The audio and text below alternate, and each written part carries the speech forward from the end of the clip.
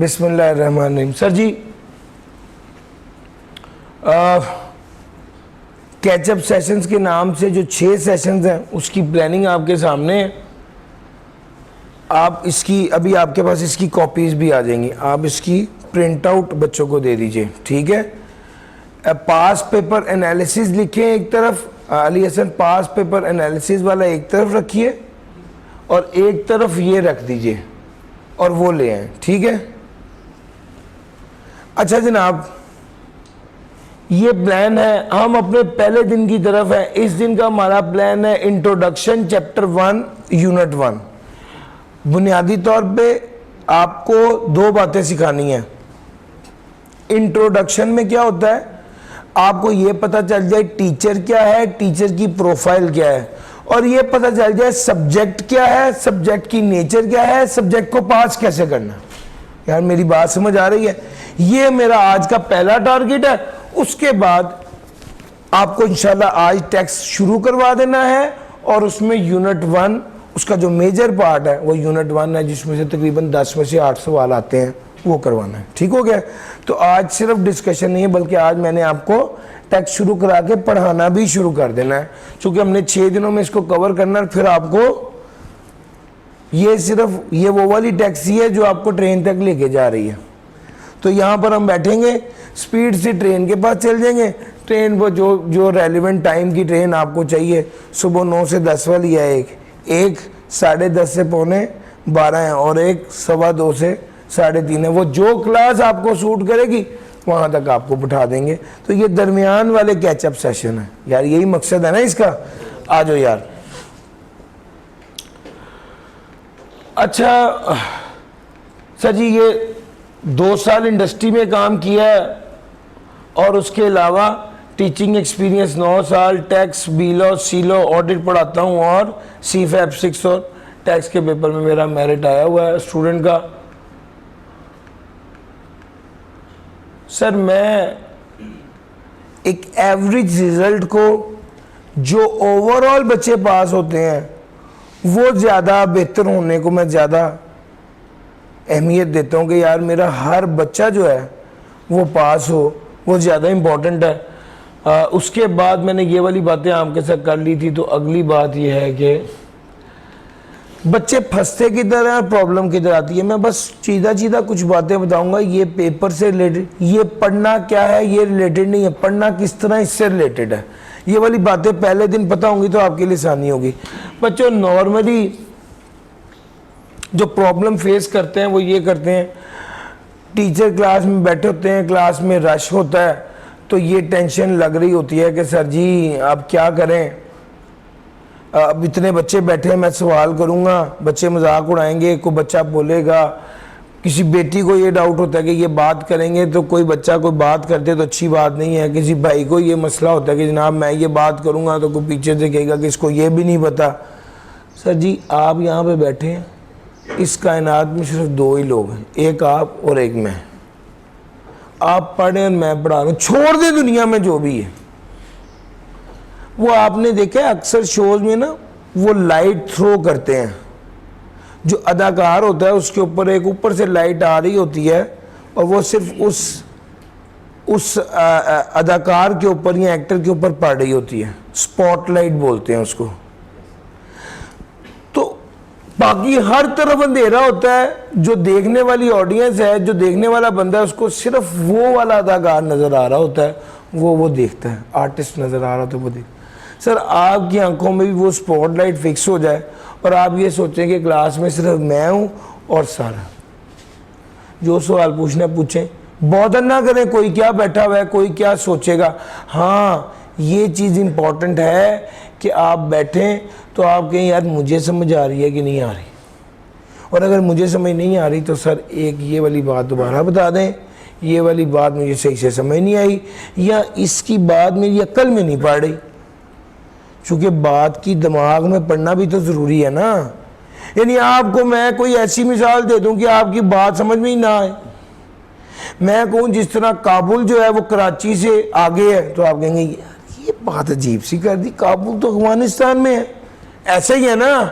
तो जब आपको मेरी बात हजम नहीं होगी तो आपको उसके बाद कोई बात समझ भी नहीं है। आपको जब आपको वो बात समझ नहीं है, आप हाथ खड़ा करें, सर ये वाली बात मुझे समझ नहीं आई, आगे मत पढ़ाएं, पहले मुझे ये वाली बात अच्छे से समझा दें सर। इंशाल्लाह मेरा काम समझाना है, मैं क्लास में मौजूद हूँ और मेरा यही टारगेट होगा कि मैं आपको अच्छे से समझा सकूं, हम इंटरेक्ट कर पाएंगे। ऑनलाइन वाले बच्चों को बड़ा फील होता है कि हम किस तरह से इंटरेक्ट करेंगे सर से, तो जनाब आप इंटरेक्ट बहुत इजीली कर सकते हैं। उसका तरीका क्या है? उसका सबसे पहला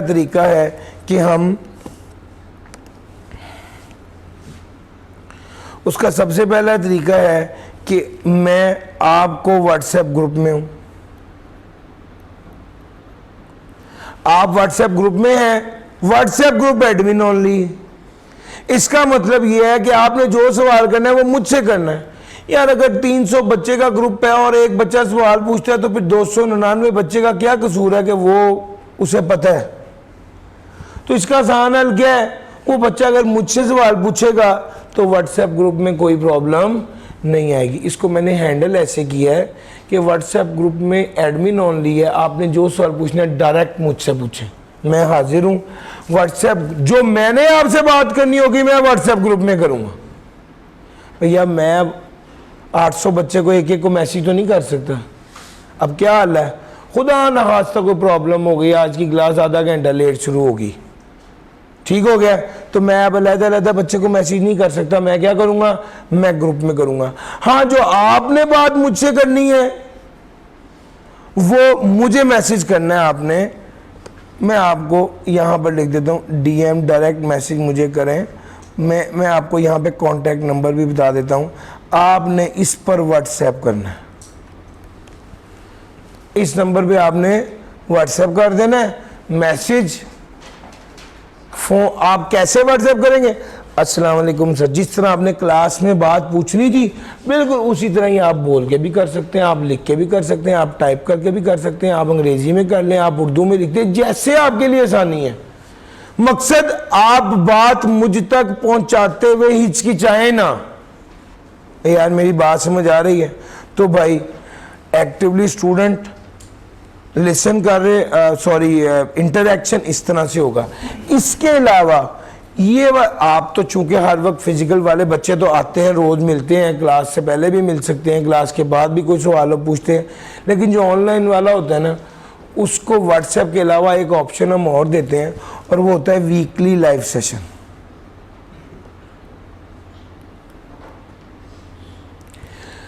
हफ्ते में एक बार लाइव सेशन रखूंगा, आप सवाल पूछेंगे, मैं मौके पे जवाब दूंगा। क्या मतलब? सर आपने व्हाट्सएप किया, मैंने आधे घंटे में, अभी मुझे एक बच्चे ने व्हाट्सएप किया, अब मैं आपकी क्लास छोड़ के उसे जवाब तो नहीं दे सकता। इसका क्या मतलब है? मैं ये क्लास खत्म होगी फिर उसे जवाब दूंगा। लेकिन जब मैं वीकली सेशन रखता हूँ लाइव, तो उसका क्या मकसद होता है? मैं आपको उसी वक्त जवाब दूंगा जब आप सवाल पूछेंगे। वो मेरा पॉइंट समझ आ रहा है? तो यहाँ पर वीकली सेशन होता है, ये मेनली ऑनलाइन स्टूडेंट्स के लिए होता है। अच्छा जनाब, फिजिकल वाले तो आ ही रहे होते हैं। इसके अलावा ऑनलाइन वाला बच्चा अगर चाहे कि सर मैं यहीं भाई लाहौर में रहता हूँ या मैं लाहौर आया हुआ हूँ, मैं आपसे मिलना चाहता हूँ, मैं आपसे कोई सवाल पूछना चाहता हूँ, सर मैं हाजिर हूँ, व्हाट्सएप के ज़रिए मुझसे रब्ता कर लें, मुझसे टाइम कर लें और मैं अवेलेबल हूँ। इसके अलावा अगर कोई बच्चा ये चाहता है कि सर मैं आपसे फ़ोन पे कोई बात पूछना चाह रहा हूँ या मैं एक सवाल है उसमें मैं फंसा हूँ, आप मेरी मदद कर दें, तो सर मैं उसके लिए भी हाजिर हूँ, मुझसे एक बार व्हाट्सएप पर कोऑर्डिनेट करके टाइम कर लें तो मैं अवेलेबल हूँ। सर जी असल में टाइम करने में कोई एक मैनेजमेंट है चीज़ की, इसमें कतन ऐसा नहीं है कि जनाब मैं को बहुत तोप चीज़ हूँ। इसमें सिर्फ ये कि यार देखो अगर 10 बच्चे एट ए टाइम पूछेगा तो मैं किसी को भी जवाब नहीं दे पाऊँगा, और अगर मैं सारे बच्चों को 10-10 मिनट बाद का टाइम दूंगा तो मैं 1 घंटे में सबको हल कर दूँ। मेरी बात समझ आ रही? तो ये बेसिकली मैनेजमेंट है बच्चों की क्यूरीज की। अब अल्लाह ताला की मेहरबानी है, स्टूडेंट्स इतने ज़्यादा हैं और फिजिकल नज़र आ रहे होते हैं और ऑनलाइन मैनी फोल्ड्स ज़्यादा होते हैं, तो फिर उसका क्या तरीका होता है? उसका यही तरीका होता है। सर लास्ट टाइम मैंने तकरीबन 2500 सिर्फ ऑनलाइन के बच्चों को पढ़ाया, 2500 बच्चों को। अब आप सोचे 2500 बच्चे में एक बच्चा एक मैसेज रोज़ का करे तो 2500 मैसेज बनता है। मेरे लिए वो मैंने वो रिस्पॉन्ड किया उन सबको, दिया जवाब दिया उनको। हाँ, अगर कोई 5 बच्चे गए इनमें से कि सर हमने आपसे ये सवाल पूछने हैं, तो वो एट ए टाइम तो नहीं हो पाएंगे। फिर क्या होगा, आप मुझसे, उस बच्चे ने कहा, मैंने कहा बेटे आप 10:05 पे आ जाना। वो आ गया 10:05 पे मेरे पास आया, मैंने उसके सवाल का जवाब दिया। अगले बच्चे को टाइम दिया 10:15 का। सर समझ आ रही है?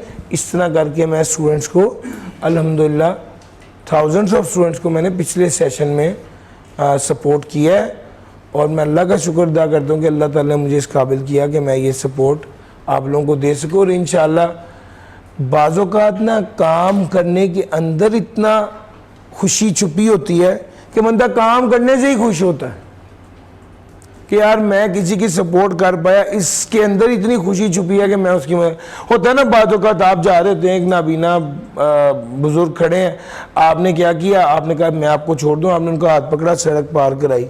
जब आपने उसको सड़क पार करी ना, आपको बड़ी खुशी मिली कि यार मुझे कितना अच्छा लगा, मैंने किसी की मदद कर दी।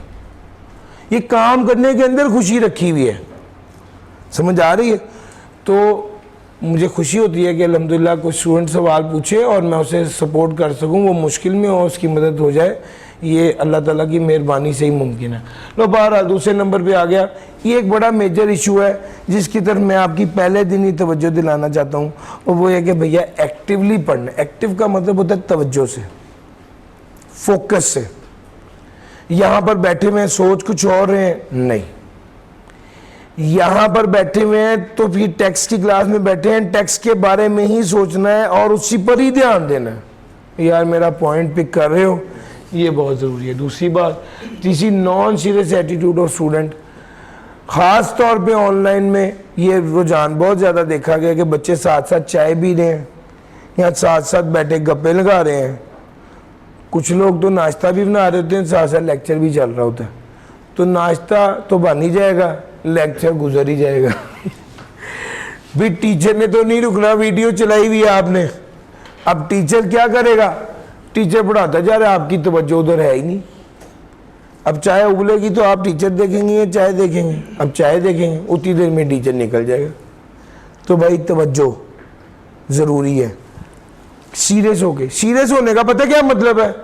ऑनलाइन वाले को चाहिए टेबल पे लैपटॉप रखे, कुर्सी पे बैठे, साथ कागज पेंसिल हो, जैसे क्लास में बैठ के चीजें नोट करता है वैसे नोट करे। ये है सीरियसनेस का मतलब। सीरियसनेस 1 घंटे की नहीं होती, सीरियसनेस 1 सेशन की होती है। इसका मतलब यह है कि आज तो बहुत अच्छा पढ़ लिया, कल पढ़ने को दिल नहीं चाह रहा, नहीं, रोज पढ़ना है। और सर जी अगर एक बंदा कहते सर मुझसे नहीं 5 टाइम पढ़ाए तो मैं शाम को इकट्ठे ही पढ़ लूंगा नमाजें, तो क्या काबिल कबूल है? नहीं है। अल्लाह ताला ने तरीका बताया है। आप डॉक्टर आपको कहते हैं सुबह दोपहर शाम 3 टाइम मेडिसिन लेनी है 1 हफ्ता, आपने सारा पत्ता खोल के इकट्ठे ही खा लिए, चलो जी, इससे क्या होगा सर? तबीयत खराब हो जाएगी। और असल में तबीयत तो बाद में ख़राब होगी, पहली ज़हनी खराबी है, उसको ठीक करने की ज़रूरत है। ऐसा ही है ना सर जी? ऐसे नहीं हो सकता। आप 1 हफ्ते का खाना भी इकट्ठा नहीं खा सकते, आप 1 हफ्ते की दवाई भी इकट्ठी नहीं खा सकते, आप 1 हफ्ते के लेक्चर भी इकट्ठे नहीं ले सकते। बच्चे जज्बाती हो गए, हफ्ते वाले दिन सुबह बैठे शाम तक सारे लेक्चर ले लिए, नहीं हो सकता। मैंने आपको सुबह से शाम तक का टाइम, मैंने 6 दिन का टाइम क्यों दिया है? क्यों सर? मुझे पता है ये काम मुस्तकिल मिजाजी से होता है, रूटीन से होता है, पंक्चुअल रहने से होता है। और सर समझ आ रही है? तो ये चीज़ें अपने अंदर आपने पैदा करनी है, सीरियस रहना है, रेगुलरिटी, हर रोज रूटीन के साथ पढ़ना, अपने टाइम पर क्लास लेने के लिए आ जाना। सर टेस्ट देना बहुत ज़रूरी है, सर रिटन प्रैक्टिस बहुत ज़रूरी है, ये चीज़ें सारी बहुत ज़रूरी हैं। सर जी मेनली बस इसमें ये वाली बात बताऊंगा कि आपको चाहिए कि आप रेगुलर बुक पढ़ें, क्लास लें, लेक्चर लें, बुक पढ़ें, टेस्ट दें, और कम से कम एक क्लास के जवाब में 1.5 घंटा आपने पढ़ना है। ये जो हमारे सेशन चल रहे हैं, इस सेशन की रिक्वायरमेंट 2.5 घंटे पढ़ना है। जब ये सेशन से, सर अभी आप टैक्सी पे स्पीड से चल रहे ना ताकि ट्रेन पकड़ लें, जब ट्रेन में बैठ जाएंगे तो फिर 1.5 घंटा रोज पढ़ना। अभी कितनी देर पढ़ना रोज? 2.5 घंटे रोज पढ़ना। कितने दिन? सिर्फ 6 दिन। 6 दिन 2.5 घंटे रोज पढ़े, उसके अलावा सिर्फ 1.5 घंटा रोज पढ़ेंगे, आपका काम हो जाएगा इंशाल्लाह। सर जी याद रखिएगा, कामयाबी के लिए सिर्फ एक चीज हार्डवर्क काफी नहीं है, कंसिस्टेंसी कंसिस्टेंसी जरूरी है। एक बात लिखी हुई है, ये बड़ी काम की बात लिखी हुई है, उसने लिखा हुआ है ओकेजनली मेहनत करने से कामयाबी नहीं मिलती, कंसिस्टेंटली मेहनत करने से कामयाबी। यार मेरी बात समझ आ रही है?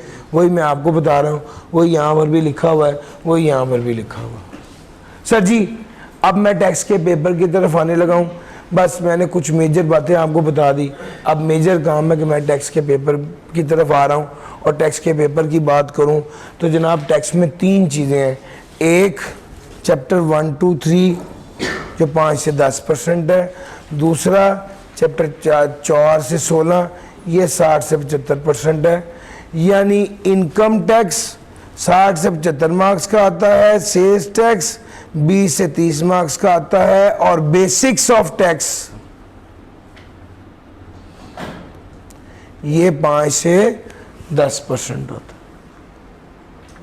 सर जी ये पास पेपर एनालिसिस है, आपके पास भी आपको जो शीट दी गई है उसमें गिवन है जी। सर जी ये पास पेपर एनालिसिस है।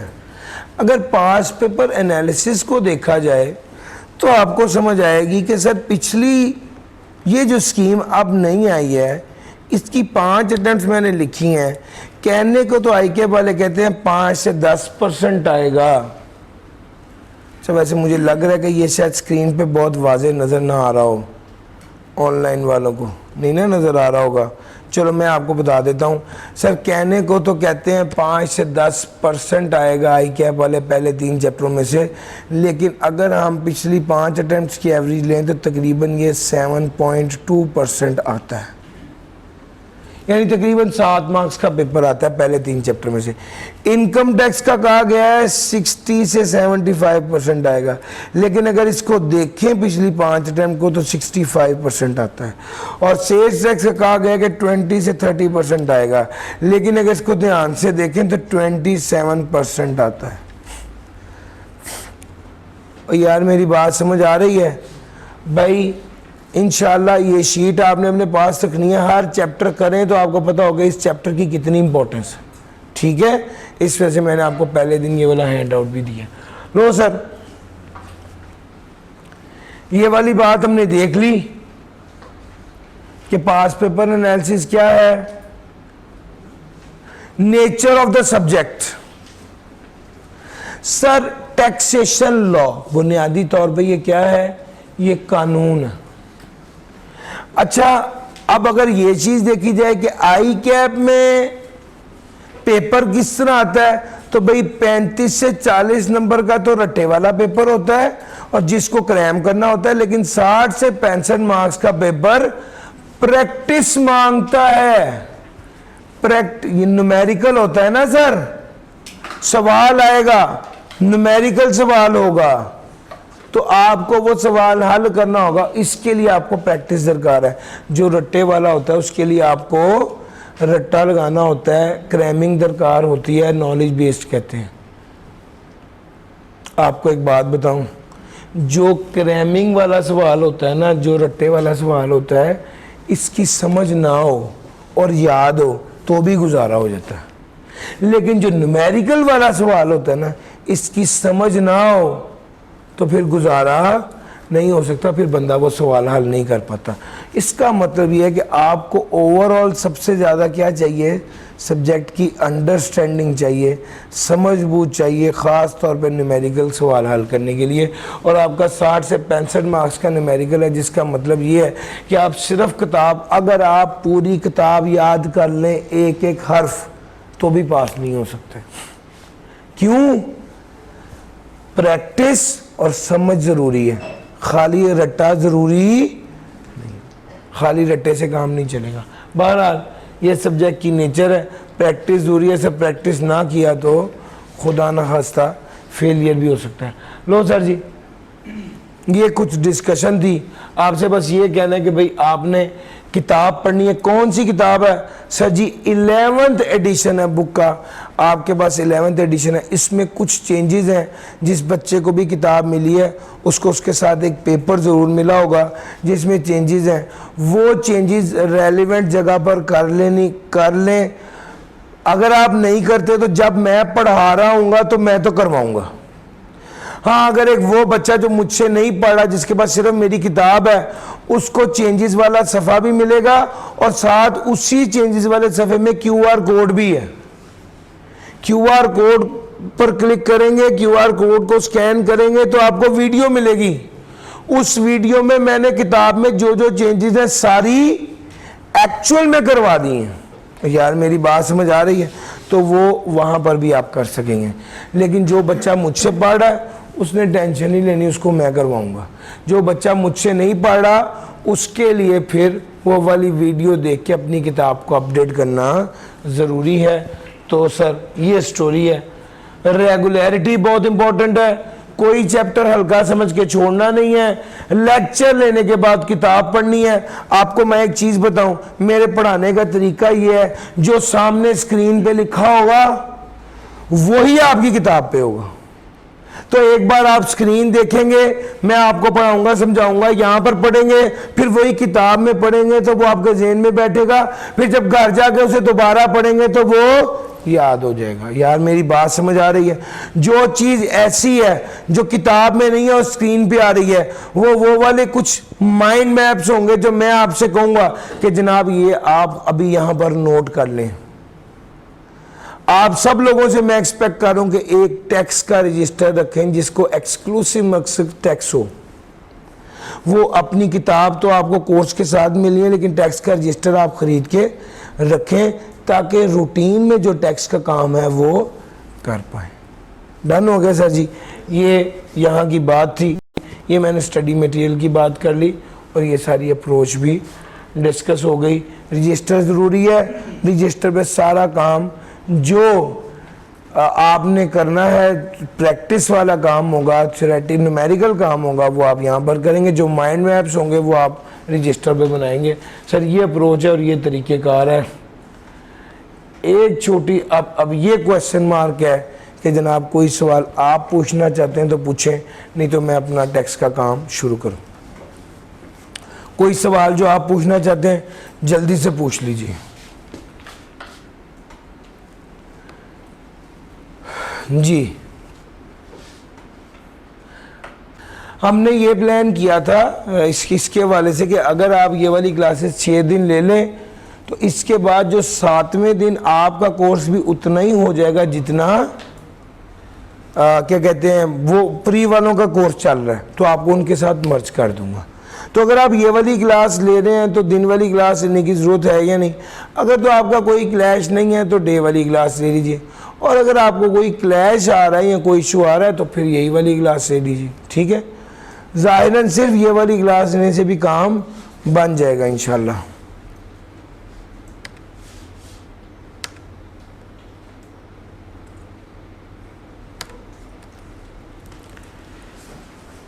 अच्छा जी,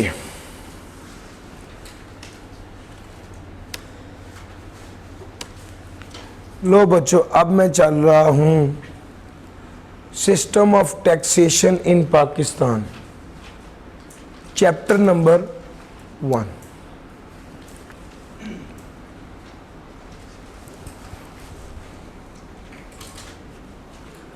करें सर शुरू? System of taxation in Pakistan, ये बात शुरू करने लगा हूं तो पहले मेरे जहन में ये आता है कि सर टैक्स क्या होता है। अब ध्यान से समझिएगा, टैक्स क्या होता है। आज के दिन क्लास से पहले टैक्स की क्या अंडरस्टैंडिंग थी और क्लास के बाद की अंडरस्टैंडिंग में फ़र्क होना चाहिए। ठीक है? अच्छा जनाब, इसका मतलब ये है कि हम इसको ऐसे आपको समझाते हैं कि हम 4 भाई हैं, अबू मेरे गवर्नमेंट एम्प्लॉई हैं, समझाने के लिए बता रहा हूँ, ठीक है, और वो जॉब कर रहे थे और उनकी सैलरी आती थी, हम चारों भाई पढ़ रहे थे। आज हम चारों भाई अपनी अपनी जगह पे सेट हो गए, नौकरियां शुरू कर दी और अब्बू की रिटायरमेंट हो गई, अब उन्हें पेंशन आती। अब उन्होंने हमें बुलाया है, हम चारों भाइयों को बुलाया और बुला के कहा है कि बेटे अब मेरी पेंशन से तो घर का गुजारा नहीं होता, अब आप सबको चाहिए कि आप कुछ पैसे दो ताकि घर के साजो सामान, घर के खाने पीने का निज़ाम किया जाए। अब ये तय पाया कि हर भाई 1 लाख रुपया घर देगा ताकि घर की जो ज़रूरियात हैं उन घर के खर्चे पूरे हों। अब जनाब बात यह है कि 1 लाख रुपए पर पर्सन हम दे रहे हैं, हम 4 भाई 4 लाख रुपए घर देते हैं तो घर का निज़ाम चलता है। तो बेसिकली हम अपने घर को चलाने के लिए अपने अब्बू को, अपने जो घर का निज़ाम चला रहा है उसको कंट्रीब्यूट करते हैं ताकि घर का निज़ाम चल सके। और समझ आ रही है? हमारे मुल्क का भी यही हिसाब है। हम पाकिस्तान में रहते हैं, पाकिस्तान हमारा घर है, घर को चलाने के लिए हुकूमत की जिम्मेदारी है घर को चलाना। हम घर को चलाने के लिए हुकूमत को जो कंट्रीब्यूट करते हैं ना, हम जो कंट्रीब्यूशन देते हैं किसको? हुकूमत को, ताकि घर को चलाया जा सके, ताकि मुल्क को चलाया जा सके, इसे टैक्स कहते हैं। हाँ भाई मेरी बात समझ आई है?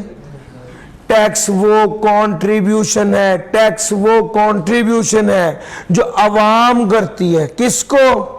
हुकूमत को, ताकि मुल्क को बेहतर तरीके से चलाया जा सके। तो सर ये टैक्स की बुनियादी डेफिनेशन है।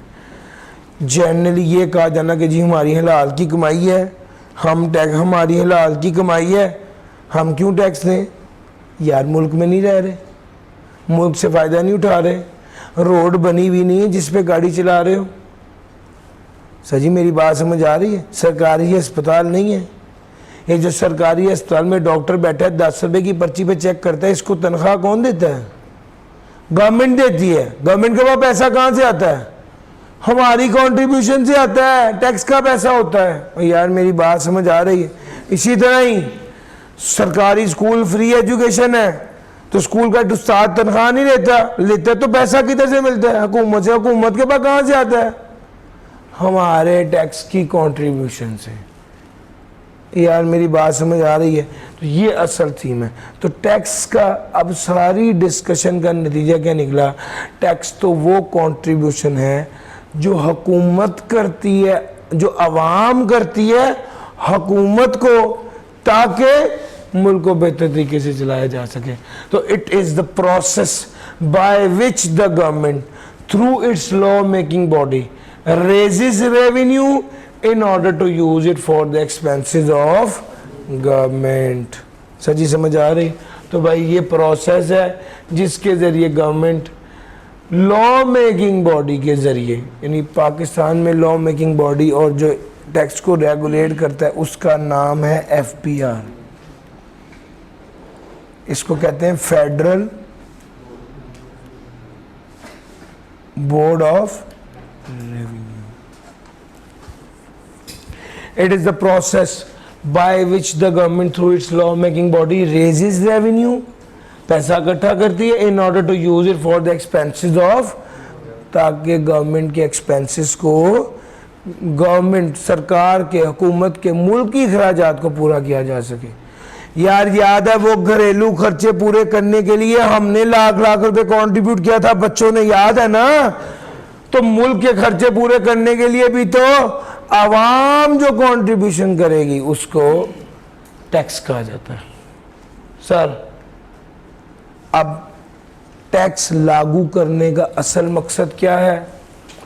टैक्स लागू करने का असल मकसद है रेवेन्यू, पैसा किसके पास इकट्ठा हो जाए? मुल्क के पास, हुकूमत के पास, पाकिस्तानी खजाने में इकट्ठा हो जाए।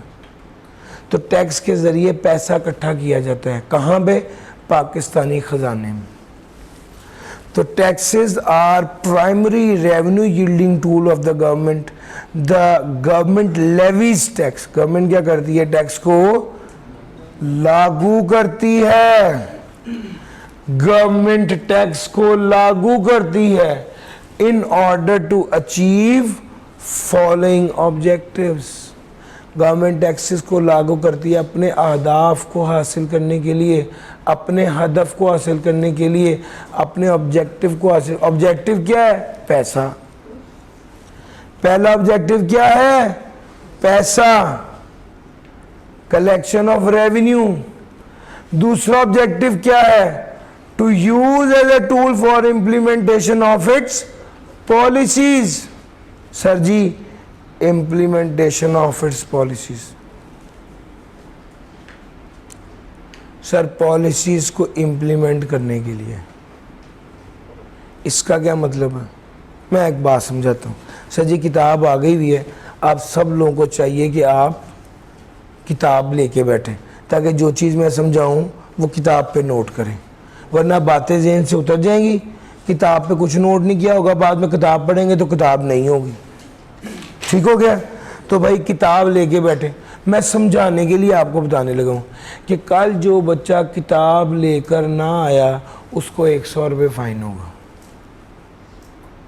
अब जैसे ही मैंने ये बात कही कि कल जो बच्चा किताब लेके ना आया उसे 100 रुपये फ़ाइन होगा, तो वैसे ही पीछे एक स्टूडेंट बैठा था, उसने दूसरे के कान में कहा, देखा पैसे कमाने के तरीके।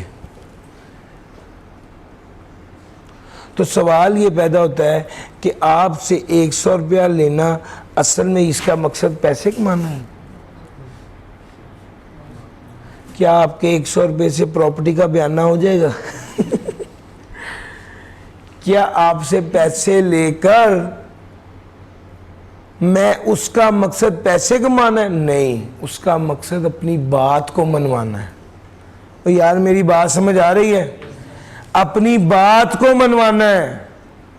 तो बाज़ औक़ात टैक्स लगाने का मकसद पैसा इकट्ठा करना नहीं होता, इम्प्लीमेंटेशन ऑफ पॉलिसी है, यानी पॉलिसी पे अमल दरामद करना होता है।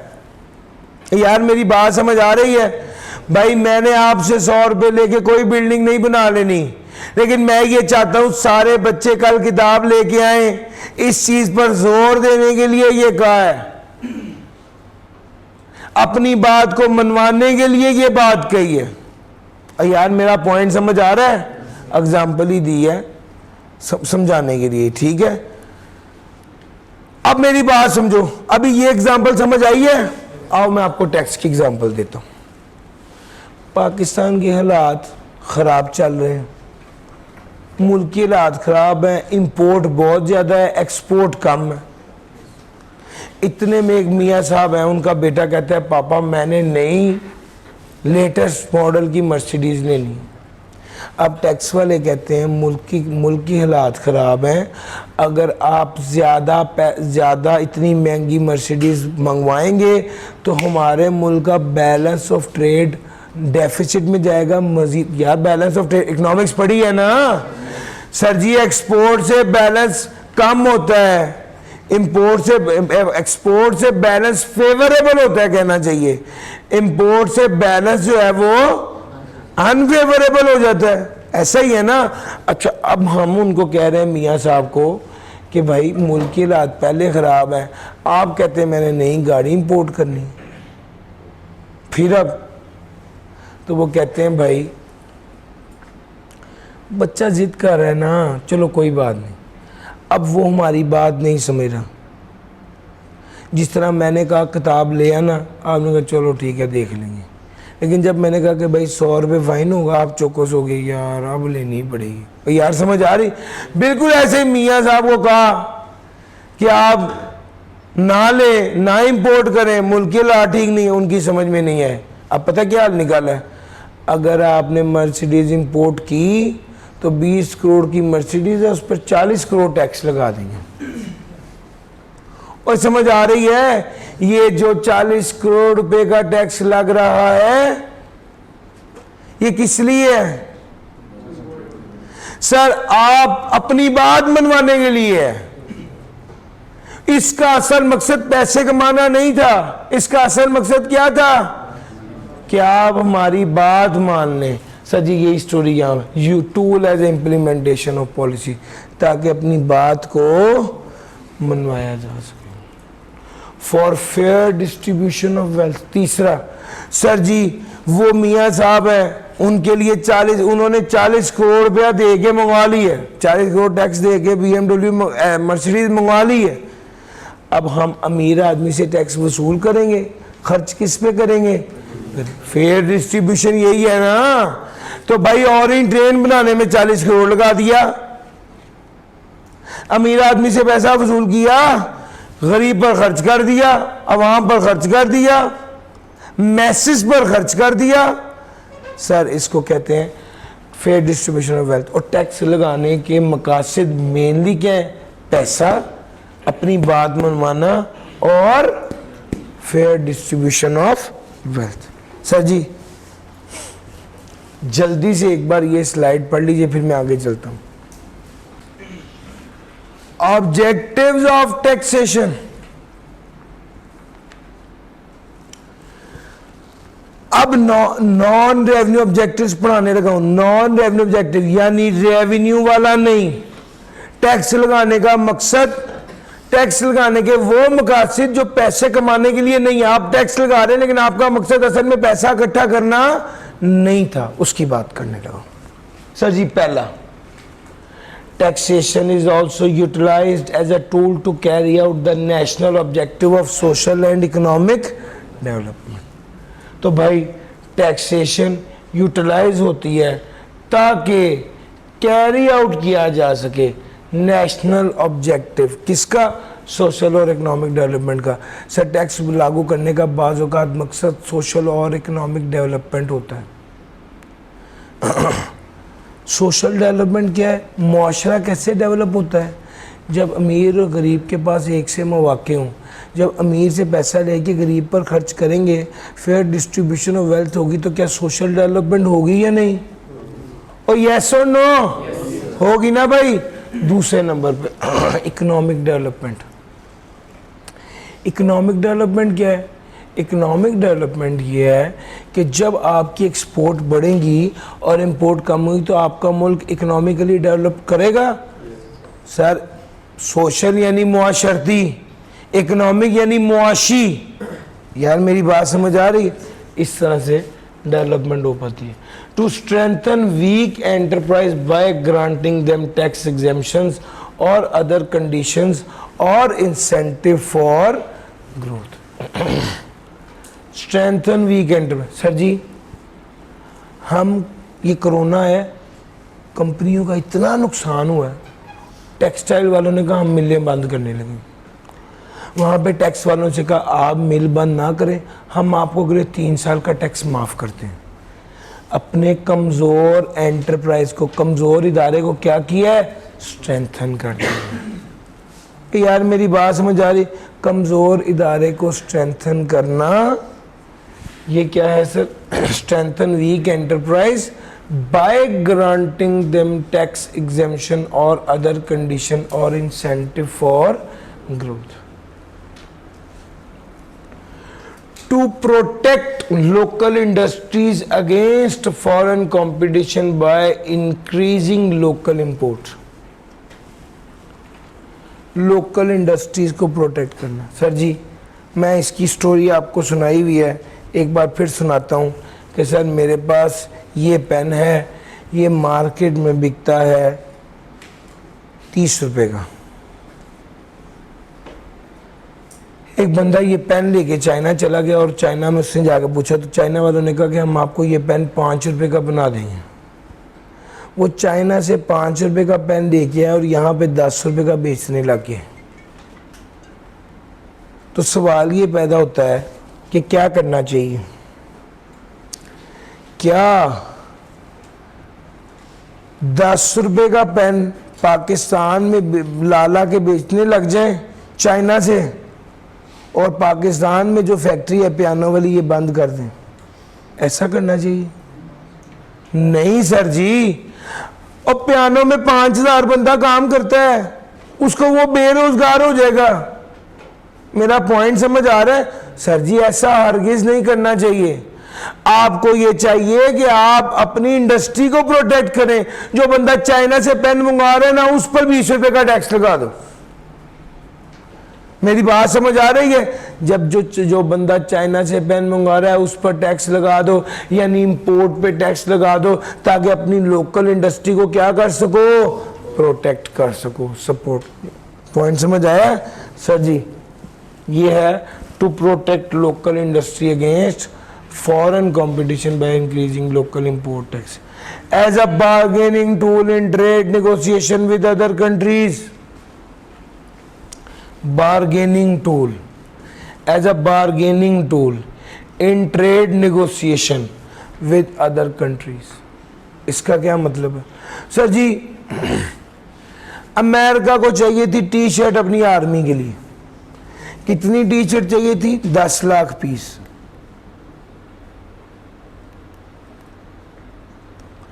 इन्होंने इंडिया से राब्ता किया, पाकिस्तान से राब्ता किया, और इंडिया, पाकिस्तान और तीसरे नंबर पे बांग्लादेश से राब्ता किया। इंडिया ने कहा हम 170 रुपये की बना देंगे। सेम क्वालिटी की शर्ट पाकिस्तान ने कहा हम 180 की बना देंगे। पाकिस्तान ने कहा हम 160 की बना देंगे। बांग्लादेश ने कहा हम 150 की बना देंगे। अगर क्वालिटी तीनों सेम बना के दे रहे हैं तो मुझे बताइए कौन ये ऑफर, कौन ये बिड विन कर जाएगा?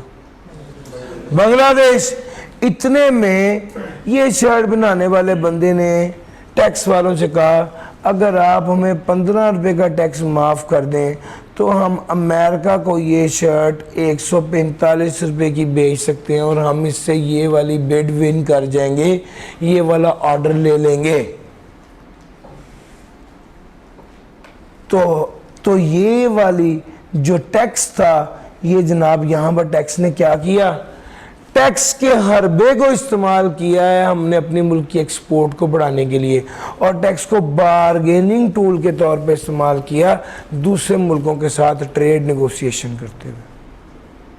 और सर समझ आ रही है? As a bargaining tool in trade negotiation with other countries. Sir जी आगे आ गया to counter the effect of inflation या डिप्रेशन। इन्फ्लेशन, महंगाई, क्या हुआ है? फ्यूल की, पहले फ्यूल था 200 रुपए का, इस पे टैक्स लगता था 50 रुपए। फ्यूल मार्केट में बेचते थे 250 का। अब क्या हुआ है?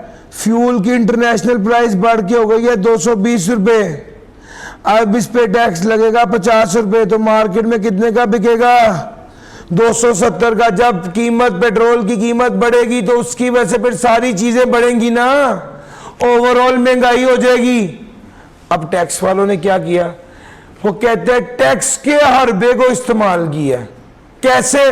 उसने कहा जी 20 रुपए से पेट्रोल की कीमत बढ़ी है भाई, 20 रुपए से पेट्रोल की कीमत बढ़ी है तो 20 रुपए टैक्स कम कर दो। तो अब पेट्रोल की कीमत कितनी हो गई? यार आपने गौर किया कि किस तरह मैंने महंगाई को रोका है? जितनी कीमत बढ़ी है उतने से टैक्स कम कर दिए ताकि महंगाई से आवाम को बचाया जा सके। इसको कहते हैं counter the effect of inflation. Inflation के इफेक्ट को काउंटर कर दिया, उसका मुकाबला कर दिया। क्लियर होगी बात? तो सर ये 1 2 3 4 5 बातें मैंने आपको बताई हैं। जल्दी से इसको रीड करें, फिर उसके बाद अगली बताता हूं। पॉज कर दीजिए ऑनलाइन वालों, जब मैं कहूं रीड करें और मैं पॉज कर दूं, इसका मतलब है कि 2-3 मिनट आपके पास हैं, आपने भी पॉज करना है और आपने रीड करना है। मैं 3 मिनट बाद वीडियो ऑन करूंगा, जिसका मतलब यह कि आप लोगों ने पॉज कर दिया, उसको रीड किया, फिर प्ले करना है। ये अच्छा, एक स्टूडेंट ने कहा कि बारगेनिंग टूल वाली बात बता दें।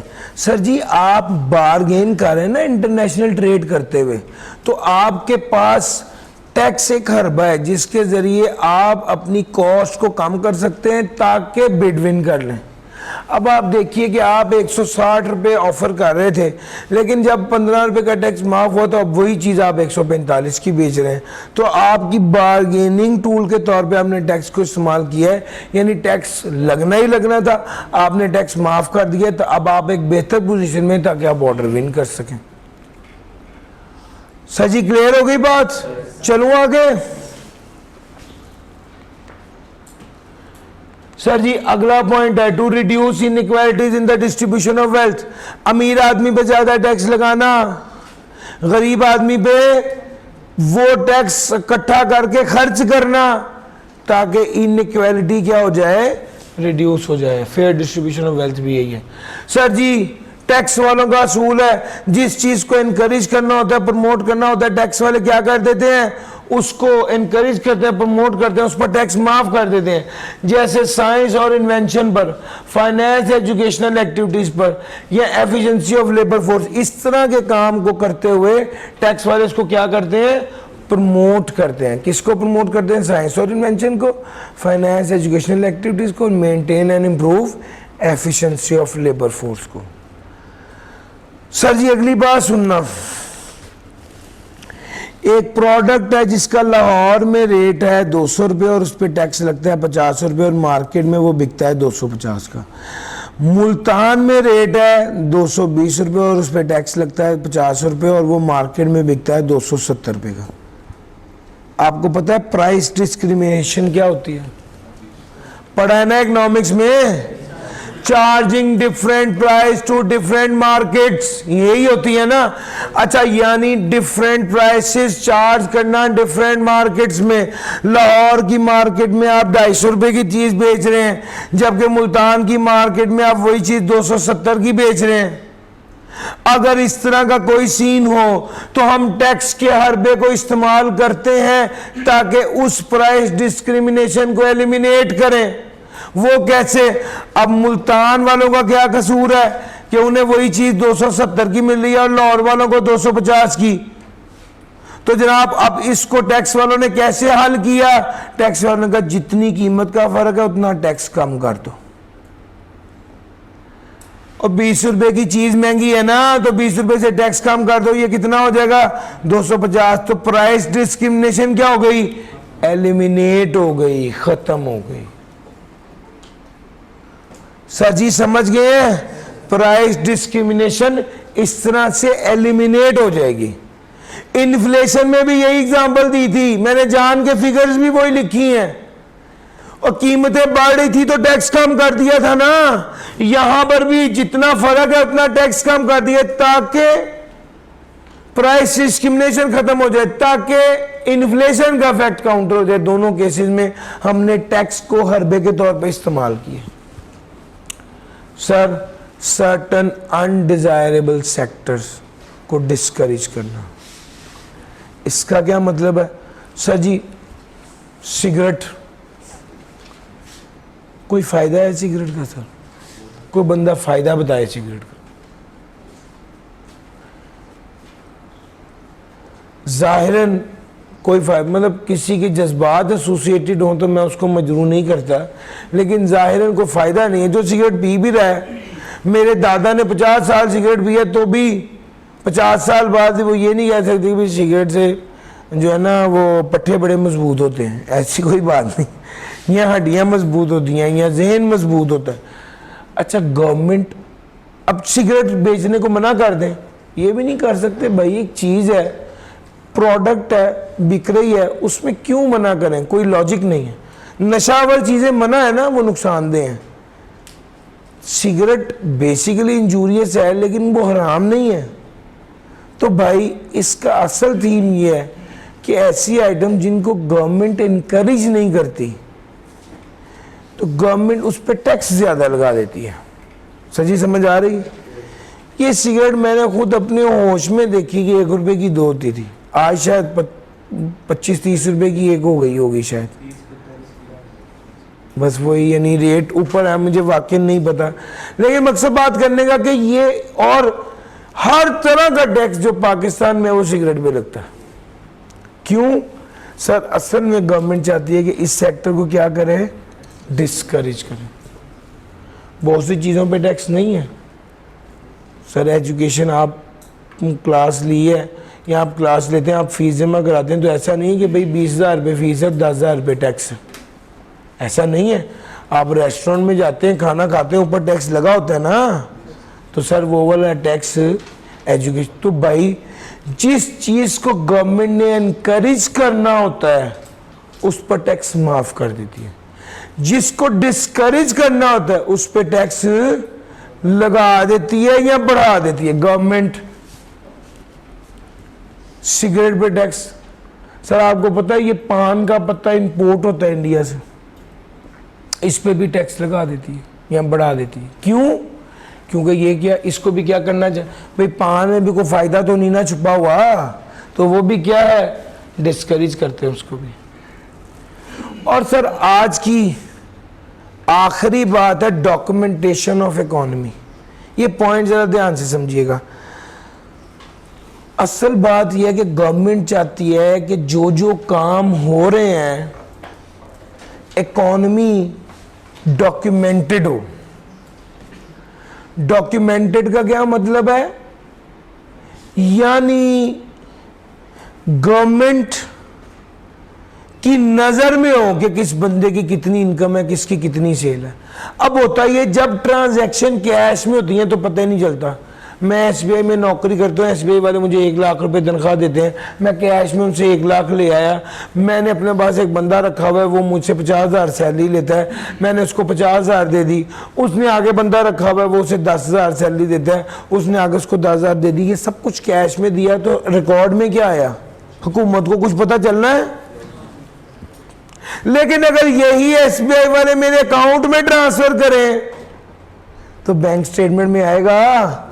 बैंक स्टेटमेंट एफबीआर की हुकूमत की नजर में है, उसका रिकॉर्ड होता है, कैश की ट्रांजैक्शन का कोई रिकॉर्ड। और मेरी बात समझ आ रही है? इस वजह से गवर्नमेंट चाहती है जो ट्रांजैक्शंस हो रही हैं वो डॉक्यूमेंटेड हो, उनका रिकॉर्ड हो। बैंकिंग चैनल के जरिए जो ट्रांजैक्शन होती है उनका रिकॉर्ड होता है, कैश के जरिए जो ट्रांजैक्शन होती है उनका रिकॉर्ड नहीं होता। इस वजह से गवर्नमेंट कहती है डॉक्यूमेंटेशन ऑफ इकोनॉमी एक की ऑब्जेक्टिव है। वो कहते हैं जो भी ट्रांजैक्शन करनी बैंकिंग चैनल के जरिए करो। एफबीआई वाले कहते हैं अगर आपने transaction other than banking channel की तो हम इसे आपकी इनकम तस्वुर करेंगे और उस पर टैक्स लगा देंगे। यानी डॉक्यूमेंटेशन ऑफ इकोनॉमी क्या है, आप ट्रांजैक्शन बैंकिंग चैनल के जरिए कीजिए, आप ट्रांजैक्शन कैश में मत कीजिए। अगर आपने ट्रांजैक्शन बैंकिंग चैनल के जरिए न की, कैश में की, तो टैक्स वाले उस ट्रांजैक्शन को आपकी इनकम तस्वुर करेंगे और उस पर टैक्स लगा देंगे। मैंने अपने एक दोस्त को कहा यार मुझे 10 लाख रुपए तो चाहिए यार, तो वो 10 लाख रुपए दे दो, वो उसने 10 लाख कैश मुझे दे दिए। ये अब कर्ज है या ये मेरी इनकम है? बताओ भाई, कर्जा है ना, वापस करने हैं। टैक्स वालों को पता चल गया, टैक्स वालों ने कहा ये 10 लाख तुम्हें पहले कहा था, किस तरह करना है, बैंक के जरिए ट्रांजैक्शन करो। तुमने कैसे की है, कैश में की है, इसको इनकम तस्वुर किया जाएगा और इस पे टैक्स लगेगा। यार आपको ये बात मैंने पढ़ाई है कि टैक्स वाले हर वक्त टैक्स सिर्फ पैसे के लिए नहीं लगाते, बाज़ वक़्त अपनी बात मनवाने के लिए लगाते हैं। यस और नो? इस बात को मनवाना चाहते हैं टैक्स वाले कि आप जो ट्रांजैक्शन करें बैंकिंग चैनल से करें, लेकिन अगर आपने ट्रांजैक्शन बैंकिंग चैनल से ना की, अगर आपने ट्रांजैक्शन बैंकिंग चैनल के जरिए ना की, तो टैक्स वाले क्या करेंगे, इसको इनकम तस्वुर करेंगे और इस पर टैक्स लगा देंगे। तो सर ये है डॉक्यूमेंटेशन ऑफ इकोनॉमी। मैं अपनी बात यहाँ पर, असल में ओरिजिनल प्लान में तो यहाँ तक था, लेकिन इंशाअल्लाह कल से हमारी क्लास टाइम पे शुरू भी हो जाएगी तो हम इसको कवर कर लेंगे। मैं यहाँ पर आज रोक रहा हूँ। मैंने आपको बहुत थोड़ा सा पढ़ाया है, तकरीबन आधे घंटे में आप इसको अच्छे से तैयार कर सकते हैं। बस ये तैयार कीजिए, इंशाअल्लाह आगे कल पढ़ा रहूँगा और कल हम ये वाला एरिया कवर कर रहे होंगे। बस चाहता आपसे ये हूँ कि जो पढ़ाता जा रहा हूँ वो करते जाइए। आज के लिए इतना ही था। थैंक यू जी। अल्लाह हाफिज़।